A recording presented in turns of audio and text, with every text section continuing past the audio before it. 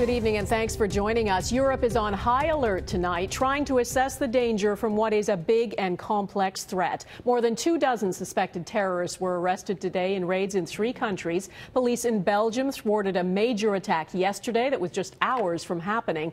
But what's even more alarming is that authorities admit they don't know how many lone wolves or sleeper cells are still out there. Our report from Stuart Greer.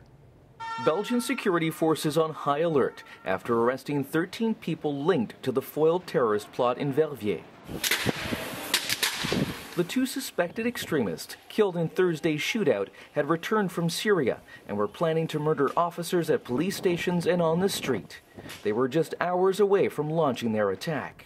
Reports say they also planned to hijack a passenger bus and take hostages. They had police uniforms and an arsenal of weapons. Among them were 4 AK-47s, Kalashnikovs, several small fire weapons, firearms, munition and explosives.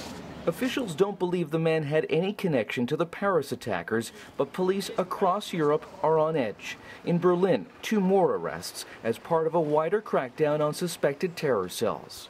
Authorities warn the estimated 5,000 jihadists on EU soil are growing more sophisticated and independent.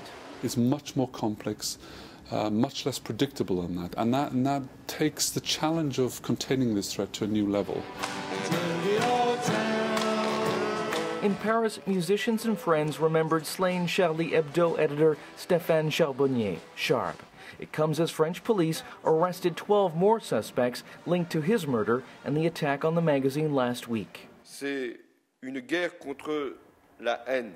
We are at war against hatred, said the French president.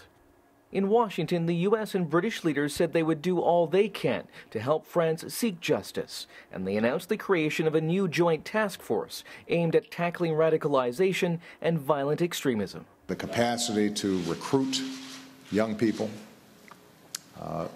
this has metastasized and it is widespread.